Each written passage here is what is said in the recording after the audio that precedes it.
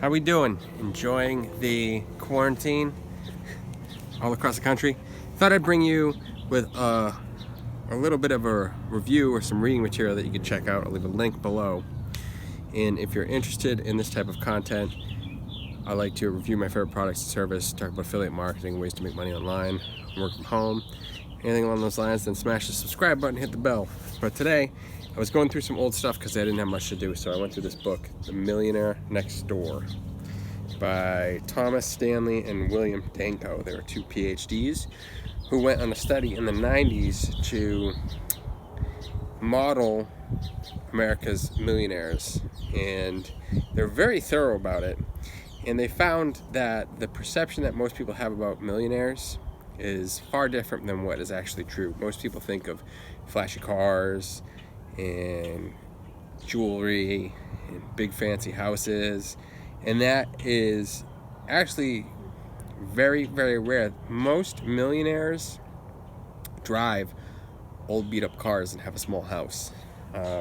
It's an interesting read. There's a lot of facts and figures in here. Now it's old.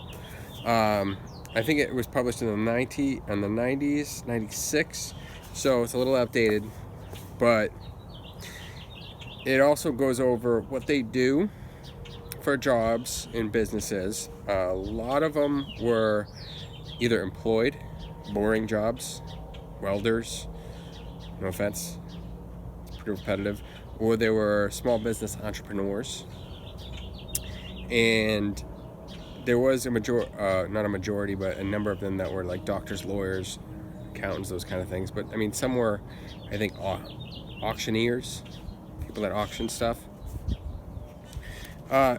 Interesting read. So I'll flip through a little bit here. Let's see, rankings. Sole proprietors. A large portion of these businesses were sole proprietors, self-employed. It's chiropractors, roofing, drugstores, coal mining, drapery, agriculture, taxi cabs. It's pretty strange when you think about all the different areas in which a lot of these millionaires made their fortunes. And most of them, I think it was like 80% of them, did not inherit their money. They were first generation. And a large portion of them didn't inherit not even one dime. Some of them got inheritance from family that was like $10,000 or less. Some a little bit more. I think it was like maybe 1%. I just breezed through it. It's been a few years since I read it, but maybe 1% of them actually inherited their entire wealth. Just 1% of all the millionaires. Like I said, most of them are self-made first generation, and they're not even fancy. Like they didn't invent Twitter or Facebook. Just they're pavers, construction workers, dental hygienists, all those kind of things. And he goes over in this book, and they actually lay out what they do, how frugal they are. Frugal is a huge part of it. Now I say frugal, not cheap. They are wise with their money, but when they buy something of quality, they'll pay for it, right? If they're going to go on vacation, they'll pay for the vacation. But like, they don't buy cars brand new, and they often look for a deal. Here comes my son. So I'm going to finish it up real quick, but I'll leave a link in the description below. You can pick it up on Amazon. It's my affiliate link. If you buy it there, you'll get it. I get a small commission at no additional charge to you.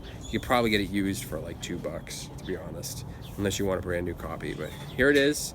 And the next thing you do is click on the video on the screen to learn a little bit more about my channel. Thanks.